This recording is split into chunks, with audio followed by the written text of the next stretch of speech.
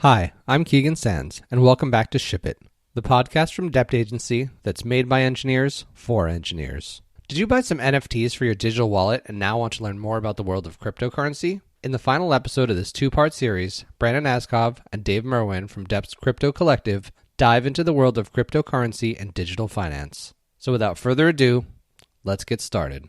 Welcome to another episode of Ship It. This is part 2 of the immersing yourself into crypto stuff. So we're going to talk today about exchanges, staking, a little bit more around cryptocurrency and how to acquire that stuff. Last time we talked about wallets and NFTs and we focused there. It's where a lot of people start. So we're going to get a little bit more into the financial lingo today, especially in this new decentralized space. So I'm Brandon Askov. I run a bunch of crypto stuff at Dept Agency. We have officially rebranded as of today.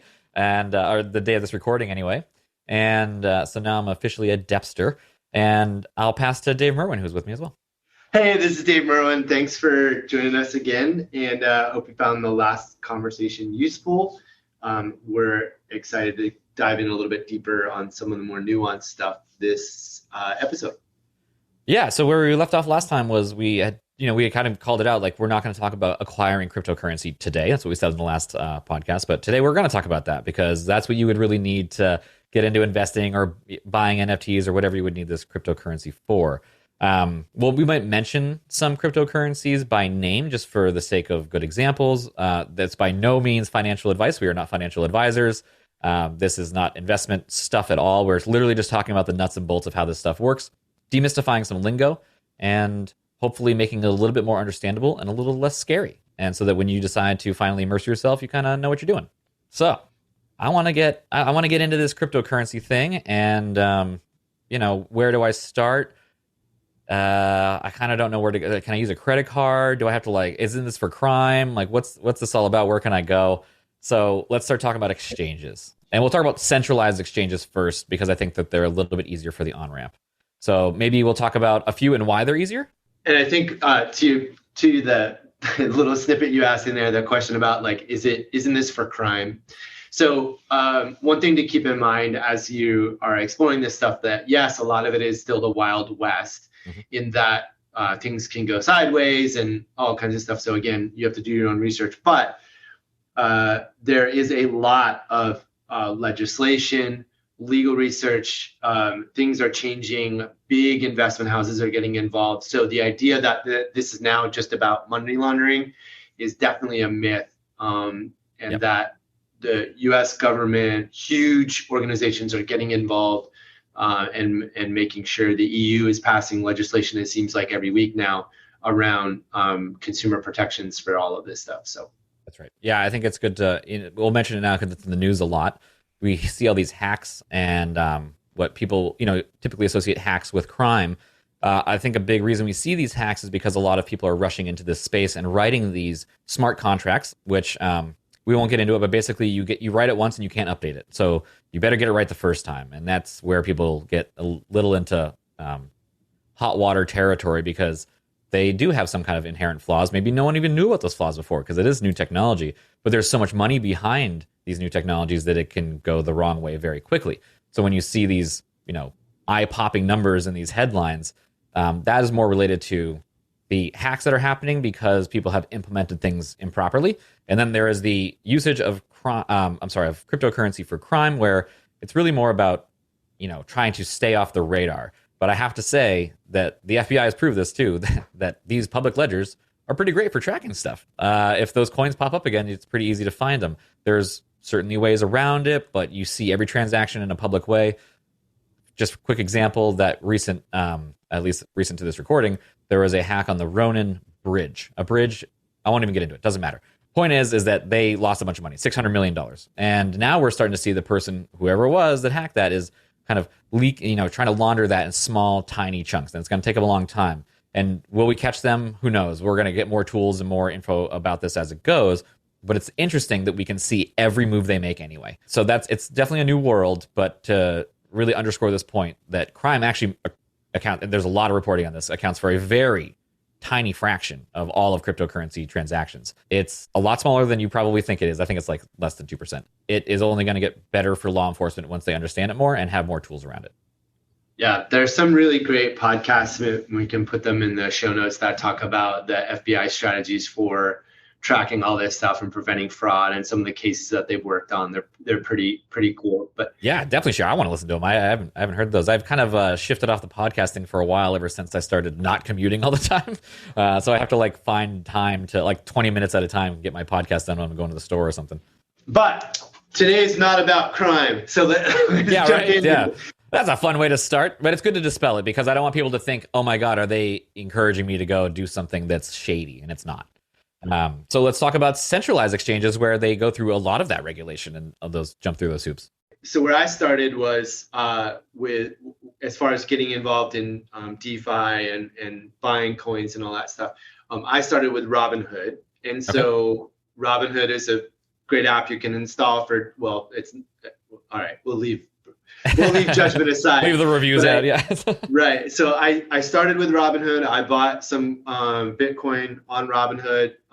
That was when you could buy, or you still can, but where you could buy like teeny little, I wasn't buying $40,000 individual coins. So I could buy fractions.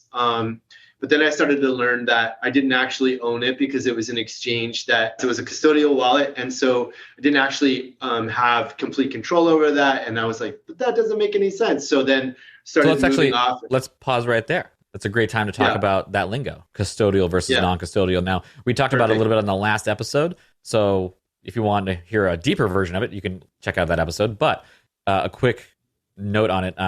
Correct me if I'm wrong here, or fill in the gaps for me. But effectively, custodial is someone else is holding custody of that wallet for me and allowing me to use it.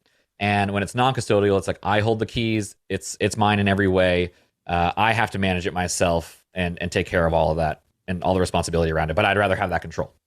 Yeah. So it's essentially the difference between putting your money in a bank versus putting your money in your mattress, right? Like if you, with a custodial wallet, someone, or to stay with the example, someone could lock the doors to the bank and you can't get in and get your money. Right.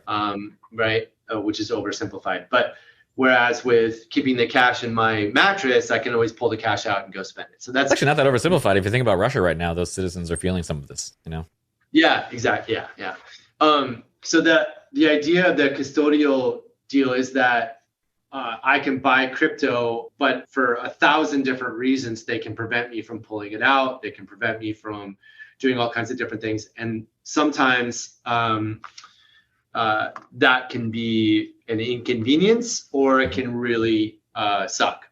And so they charge, on the flip side, to be fair, they definitely have a vested interest in making sure that your assets are kept secure. If the reputation of them comes around is that there's, messing with their customers' stuff, they're not going to be able to grow. And so they take security very seriously. If there is a hack or if something happens, you're likely to get your money back, even though there's no FDIC for crypto. But they'll help you get those rewards back. Whereas in your own wallet, if you lose your money or you screw up or you get hacked, you're on your own. So that's definitely, with this great power comes a lot of responsibility. So if you want to be your own wallet holder and kind of your own bank, you have to treat it like your own bank. You have to be really serious about it. And like you were mentioning, there's a lot of pros to being on a centralized exchange.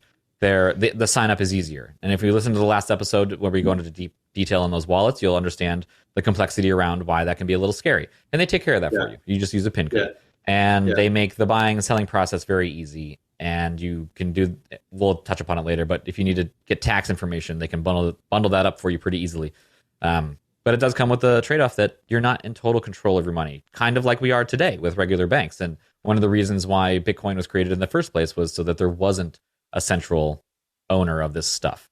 That said, and I think it's worth repeating, it is a much easier onboarding experience. If you're new to crypto and you're trying to get into this world, I think you should start with a centralized exchange. I think that is a common feeling. And that when you're ready and you think it's less scary, you can move them into your own wallet. But just keep in mind that until that time comes, there's a pro and con list that you'll have to go through in your head. And it's going to really kind of come down to matching with your ethics and how you want to think about the responsibility of managing this stuff. And there's no wrong answer, different strokes for different folks. Yeah, I feel pretty good about recommending folks start with something like Coinbase, because the onboarding experience is really simple. Yep. Like what you get when you're in there is at first makes a lot of sense. And if it's just about buying coin and sort of dipping your toes, Coinbase is a really easy way to do it. And it's easy to offboard. So when you're ready to move into a more complex setup, you can definitely roll your coins out relatively easily. Yeah, I think it's worth mentioning. I'll mention a couple other ones that are popular. So FTX. Actually, I want to mention this too because the next two I'm going to mention fall into this category. So we have FTX and Binance, and both of them have a US property and a .com property. So FTX.US and Binance.US is different than Binance.com and FTX.com.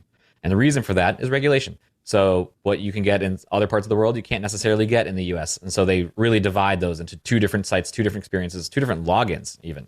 And I would classify those two, and maybe even if you were using Coinbase Pro, which is a separate sort of feature or product that is on top of Coinbase. If you're using those, you're probably a little more familiar with trading, day trading, maybe candlestick charts, kind of seeing value numbers, ticker spreads, that kind of stuff. It does feel a little more finance focused to me. The other day I was checking out KuCoin, and a buddy of mine was walking me through some of the bots he had set up on there. And I would say that that is another graduation path. If you're like, I'm willing to give my money to a bot and let it balance all my trades for me and spreading it out all over a grid. So now you're doing really, truly like robotic trading, high frequency trading, but you're doing it in a crypto space. So that is not for the weak of heart. So if you're really, you feel like you're ready for that, that's a graduation path. Maybe you can go from Coinbase to Coinbase Pro or FTX or something like that. And then maybe you can graduate from there to KuCoin when you're ready to start playing with robots. I should mention that KuCoin is KuCoin. I only want to spell it out because there's so many fraudulent things in this world that I don't want someone to try to like steal their name and you go to the wrong site. So that's a good one right there. One of the things that you just said really reminded me of why I love this space so much is that we get, depending on your curiosity and your appetite for learning, you really can explore and just and have fun with the space. When I first started, I did the whole Dogecoin thing, like riding it and like go Lord Elon Musk, like wanting that to get just watching his tweets.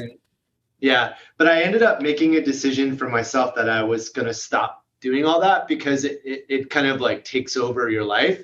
At least it does for me. I get obsessed with what's happening. I'm paying attention to Twitter. I'm at the dinner table, like scrolling through these charts and stuff. So I just because we're talking about it, don't assume that is your natural progression. You may decide you're not interested in that, and that's totally fine. Yeah. But I do love that instead of having to like go to Fidelity or some other trading house, that I could go actually directly and participate in these exchanges and really kind of explore and see what's going on and how does this all work. And it's really fascinating just from an intellectual side. I totally agree. And I think that if you want to get into it and you want to even just learn by going through the process of purchasing or moving or transferring coins and stuff, and we'll get into transaction fees and all that stuff in a second. But first, I didn't put this in the list, so I apologize for going off script here. But I think it's worth talking about stable coins. And I'm going to break them down into two buckets, but we'll only talk about one. So the two buckets I want to talk about are basically the stable coins that are backed and pegged. And then there's another bucket that are algorithmic stable coins. And that's much more complex. And we're not going to talk about that today. If you're curious about one of those projects, Terra Luna is an interesting one to look at, but I digress. Let's go back to the more basic one, which is a stable coin that is backed or pegged. Now, it's called a stable coin because it's not volatile. If you've ever looked at Bitcoin or looked at any of these crypto prices, they're up and they're down and they're up and they're down and they're up and they're down. But for people who want to use a digital currency but want some more of that stability, you need something called a stable coin. So there are a few different varieties out there, and typically the model is they're either pegged to something where they say, okay, we're just going to, whatever the US dollar is at, that's what we're going to tie our value to. Or it's backed by that, meaning there's actually dollars in a bank somewhere representing all of these coins that are in this digital world. The backed version is USDC. And we don't have to get into the politics of Tether, but there's another one called USDT, and that's Tether. And there's a lot of speculation that they actually don't have all the money in the bank representing all the coins that they have. USDC, on the other hand, is backed by a consortium of people. Coinbase was one of the people who brought that to market. Circle was another one. Went through a bunch of legislation to make it happen. It's probably the leader in that space in terms of likelihood of acceptance in terms of a regulation perspective. So if you want to get involved in this space, but you don't want to risk that volatility and you want to just convert your paper dollars into digital dollars, check out USDC. It's on just about every one of those exchanges we've already mentioned.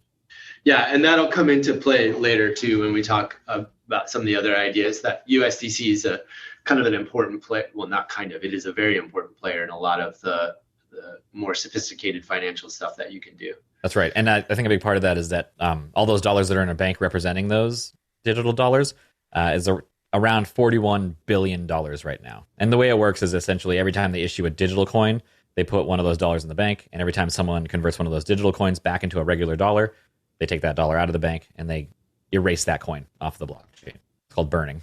So let's talk about KYC and fees and stuff. Yeah, well, I was going to say, like, a segue would be like, how do you actually go buy that? Yeah.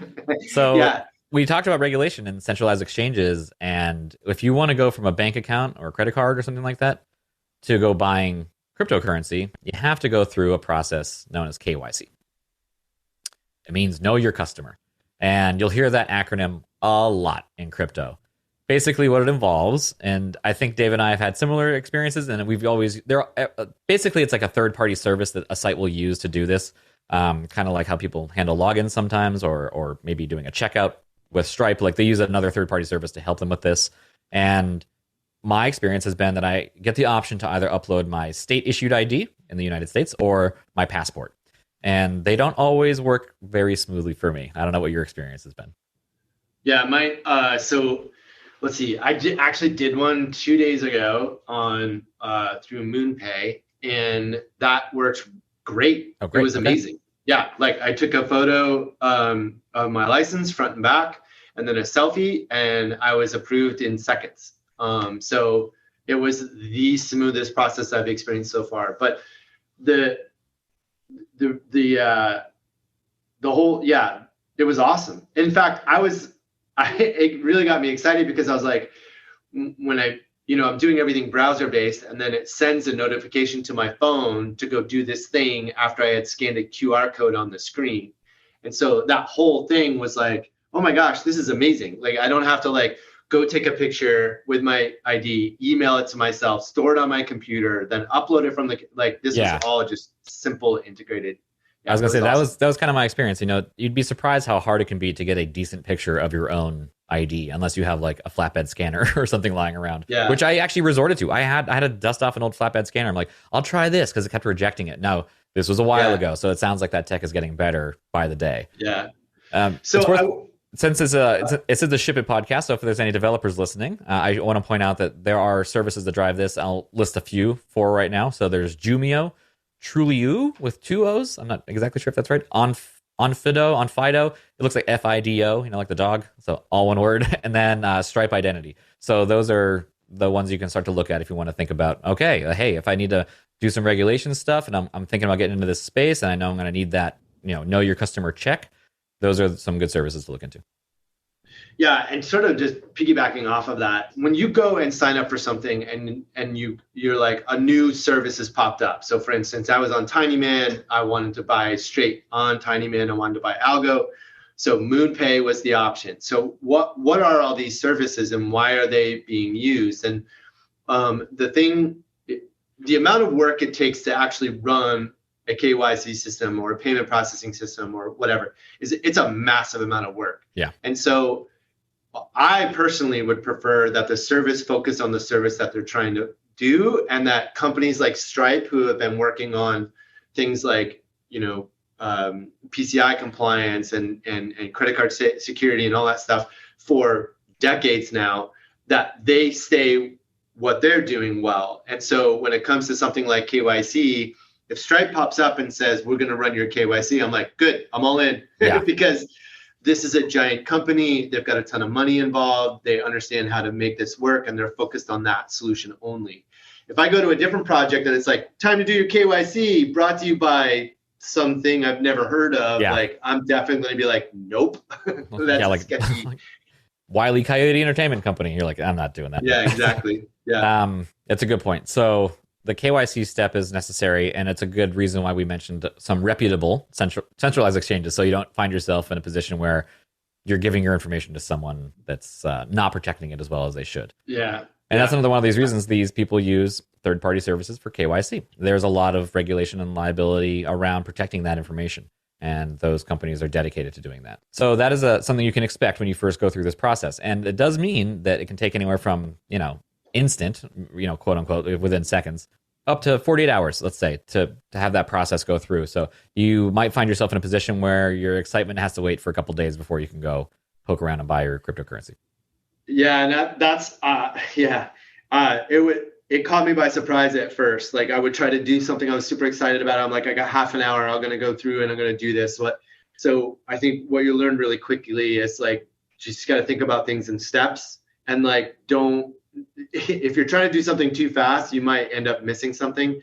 So give it time to breathe, like let it have a couple hours, let yourself stay curious, but be patient, because there's a lot that has to get figured out in the background.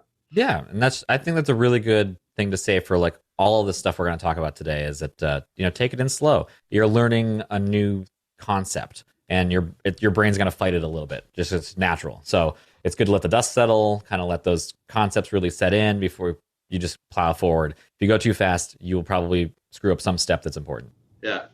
So fees. Let's talk about transaction fees with these centralized exchanges, because that's definitely something that they compete on, and it's worth knowing, because it's not just about a fee that they might collect as a subscription kind of thing. Those are services that some of these exchanges are, experimenting with right now. I'm really talking about when I want to buy something and when I want to sell something. So one of the great things about a centralized exchange is that it's a quote unquote fiat on and off ramp. So regular money, paper money on and off ramp. So I can put money in, get cryptocurrency, give them my cryptocurrency, take money out.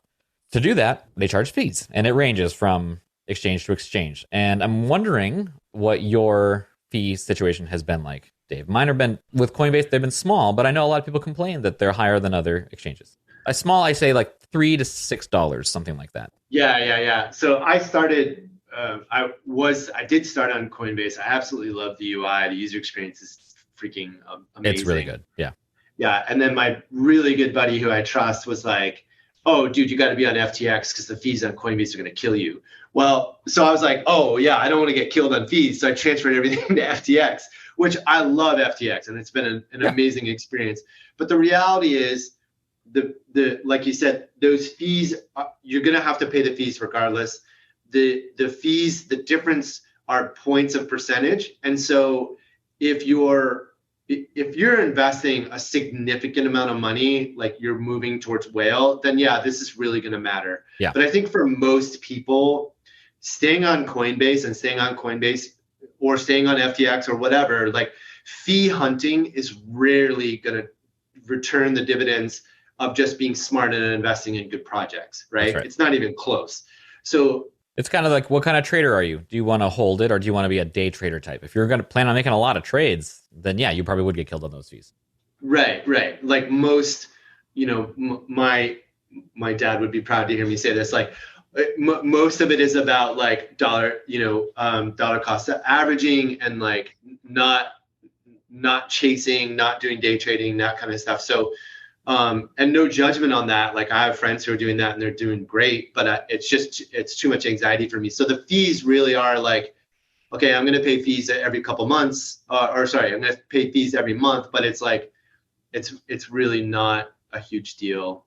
Yeah, I agree. And it's funny, I'm trying out because they gave me a 30-day free trial through Coinbase to do this new thing. They're trying out like a subscription model for $30 a month, but no trading fees. So I've been like, right away, the first week, I'm like small amounts of all these little tokens here and there, because like, why not? And I'm not paying any trading fees. It's great. But I realize I'm not that kind of investor, trader, whatever you want to call it. I don't do frequent trades like that. I'm more of a buy and hold based on my belief in a project. And so those fees to me all of a sudden don't feel that big, because my trades are infrequent, so maybe that's why I feel that way. But it's true. We also should talk about, there's another fee that I didn't mention. Well, you have to pay a fee to move it off, and it's similar. And like you mentioned, sometimes it's a fixed fee and sometimes it's a percentage-based thing. But there's another kind of fee, which is when you want to move that thing out of that custodial wallet into the non-custodial wallet that you'd rather manage yourself with all that responsibility. When you're doing a moving transaction like that, you're going to pay not only will you pay a fee to the exchange, typically, you're also going to pay the quote unquote, transaction fee or gas fee that is needed for the blockchain itself. And I say that because right now, at the time of this recording anyway, for Ethereum, that is a meaningful amount of money. Yeah. So, and this is where it gets you, is if let's say you're going to do something off the exchange. So you're going to participate in a project, you're going to, we'll get into this later, but if you're going to start doing staking, or you're going to do any of the automated market stuff, right? And you're going to use a fiat currency, like your checking account or your Visa card, to go buy those coins. And so here's where it becomes an issue.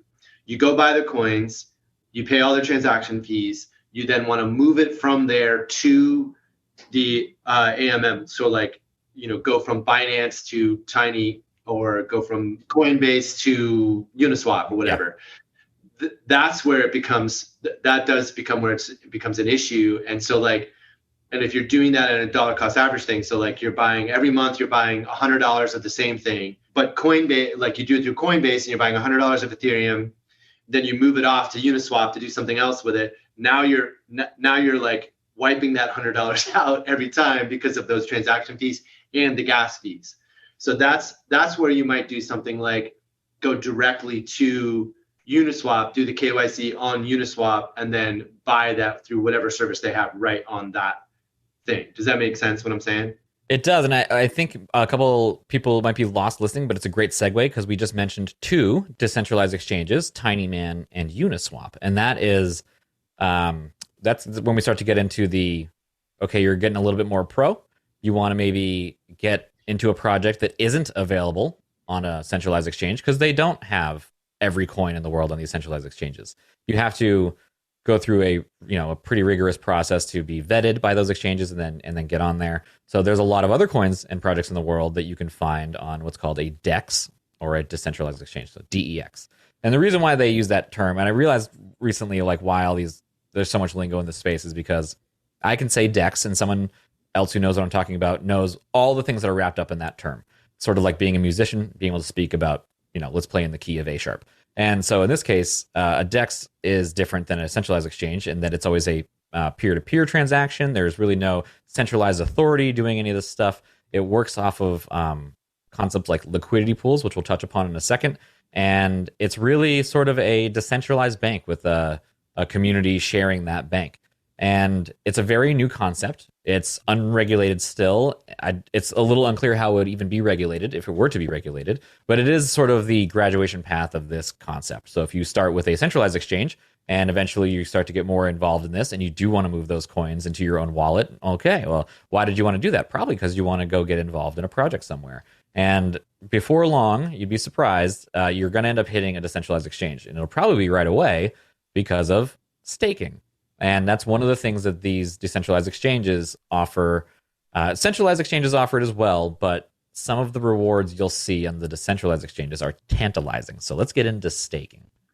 Yeah, so just to kind of, you touched on it a little bit, but I think it's important to kind of bring that concept home. So like right now, if I take $100 and I take it to my bank, I can deposit that in the bank, right? And so that $100 is now sitting with the bank, but the bank takes that money and they go invest it in a whole bunch of other stuff. And then what they earn interest on my money, and then use that interest to do whatever they want internally. And then they give me back like 0.05% of the overall thing. But they're getting like 8% and you get a fraction of that. Yeah. Right. And I get a teeny fraction of that. And so what is interesting to me about the DEXs is that I can participate in those, and then I am now the bank with my own money.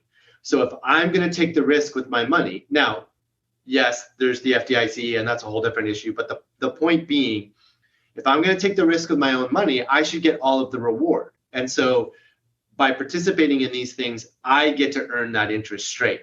And if I don't, like whatever interest points are going back to the project or whatever, that's because I'm willingly deciding to support that project. Like you're still getting a bigger cut overall.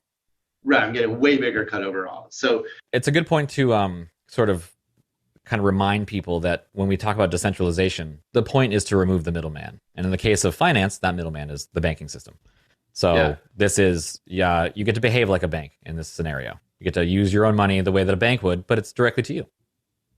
And I think that there's some other benefits a little off script as well, but we keep saying the word project, and I think it's important to kind of identify like these things are not just ways to make money. Like, I mean, they clearly are in that you can make money, but every single one of the names that we've brought up, they're trying to do something. And it's not just that they're trying to make money, it's that they're trying to wrestle with a problem and come up with a solution in a unique way that is automated and takes out the middleman and brings more freedom and control to the people who participate. So while if I go to FTX US, and we can get it, this is really deep in the weeds, but I participate in that because of the blockchain that it's written on, that I want to show support for that technology. I want to participate in the ecosystem by being a member. So when we keep saying projects, what we're saying is they literally are projects that are trying to solve something. And so as more of like sort of a backup to the idea of staking, I'm choosing to do something with my money that I get to accept responsibility for and earn interest on by participating in a project that I believe in and are interested in. That's a good way to put it. I think I describe it sometimes like if you think about Apple and Amazon, they both started out of a garage in Silicon Valley. And right now, that's about 1 million of these companies, or 100,000 of them, or however many there are, these projects. They're small, and that's why we call them projects as opposed to some massive company like Amazon is now. Everyone's trying to figure out what those future Amazons will be out of this pile of garage-sized companies we have right now. So the closer you get to this stuff and start drinking from the fire hose more, you will find yourself gravitating toward certain things that really kind of align with your point of view, the way that they operate. Maybe it's even something as simple as just like, hey, I'm a designer and I like the UX and UI all over this blockchain's stuff, which would probably be Solana, by the way, because they just have a lot of, like this. I love the design around everything on that. I'm glad you called that out. Thinking about projects that way is something that happens naturally over time. If you are curious about what these are at first, you'd be surprised how many great resources you can find even right through your own exchange that'll link you to their website. Maybe I can say the white paper, but honestly, I think that's a lot for most people to take in. You can find videos on YouTube. You can usually find good synopses somewhere. If you are the kind of person who likes Reddit, you can find a trove of information there. Not all of it's accurate, of course, but yeah, it's I hate to like drive that point home. Like, do your research. I would say, yeah, always do your research. That's a kind of an underscore of like just the rest of our lives forever. Centralized exchanges do that vetting process so that the majority of their coins are less of a risk than the ones you might find on a decentralized exchange. So if you're really starting to get toward that decentralized exchange and you want to do some high yield, and we'll talk about yield in a second, high yield staking rewards where you're getting a lot of rewards back, you might be getting into a very risky project. And some of these rewards are high. So if you mentioned before, savings account rewards, I remember taking a personal finance class in high school and someone saying, an average return for a mutual fund is around 8% when the stock market's doing well. If you had to just keep a number in your mind of like what an average return would be based on the economy, 8% is probably a decent guiding point.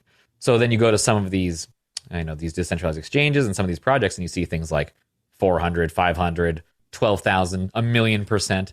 How is that possible? Explain that. Let's talk about that. Yeah. So, and this ties back into where we kind of started was the idea of staking. So, in one of those instances, you'll look at a project and they'll be offering you, and it's no joke. I've actually participated in projects that were offering 400% return on your staking investment. So the underlying principle, and I am not an economist and I'm not even very good with math, but the idea is you're willingly committing some of your coin to the project's goals, whether that's funding a DAO or providing capital for doing validation, like whatever it is, you're giving up some of your assets to participate in that project. And for doing that, they're going to reward you in some way. And so the interest rates are an indication of how aggressively they're trying to entice people to participate. So for instance, if you go to a DEX and you see a staking project and it's showing you 400% return, it means they probably don't have a lot of money or audience and want you to participate so that they can grow quickly, so they can capitalize whatever is coming in.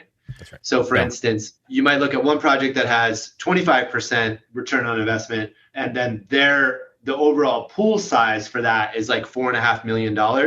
That's a way less risky investment than one that's like $1 million, but it has 400% return. That's right. And I think you kind of hit the nail on the head there that you tend to see these higher percentages when a project is in its early phase because they're trying to draw attention to it. And that's a great way to do it, right? Rewarding people with these massive amounts of payout. Now, they're incentivizing people to, okay, I should also reiterate here that those numbers come down over time. That is a known fact. Yeah. Everyone brings those numbers down over time. But they're trying to get that early attention. So it incentivizes very large investments for short periods of time. And when I say investments, we were talking about staking, and we should kind of clarify that without getting too far down this rabbit hole, because there's a lot of varieties of this.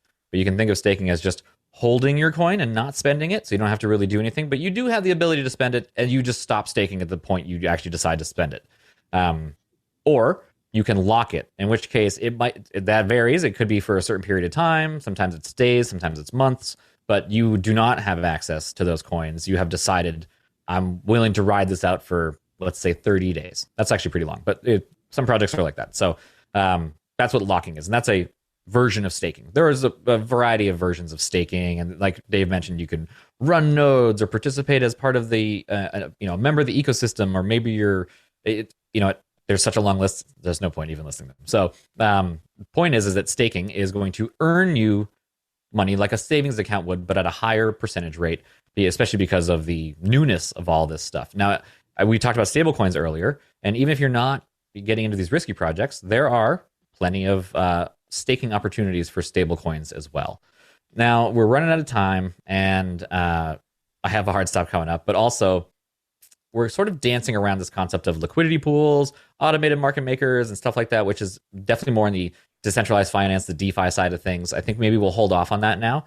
I can see that, we're always talking about letting the dust settle. I can see that being a lot for someone. So maybe we'll make a part 3 of this, and we can talk more about the nitty-gritty pieces of that. But we can say for now that you can think of staking as a better way of just holding your coins. And some centralized exchanges will do that for you. Most don't. There's better rewards to be had out there if you're willing to take on the responsibility of acting like your own bank and having a non-custodial wallet. Yeah, so just to kind of summarize, if you go to Coinbase and you buy coins, you're not staking, it's like going off and buying the pound or going and buying the yen, right? Like you're just holding that and trusting the market to bring you value over time. With staking, you're deciding to become your own bank and invest the capital that you've purchased in projects in order to receive a higher rate of return on top of what the market is already doing to that coin itself. Yeah. And I mean, if you think about it, now that we're removing that centralized banking system, the people who are doing these projects and looking for that investment to sort of help their projects start, they get to cut out a middleman too. They get to have more of that money come directly to them, and thus you have to have more of that reward coming directly to you. It's a symbiotic relationship that works pretty well. But, don't let those big numbers just draw you right in. Not all projects are created equal. So you might end up losing money doing something like that. So be careful. That's a great place to leave it for now. Like we said, let the dust settle, move along slowly. You can look at all these staking rewards and kind of poke around without ever having to commit a single dollar. So it's a great thing to kind of check out. All right. I think that's pretty much it. So, I can already tell there's going to be a part 3 of this. So, keep an eye out for part 3 where we'll get into the DeFi space and crack open a few more lingo terms and talk about some deeper stuff that's a little more nerdy if you like finance. So, thanks very much. All right, buddy. Thanks.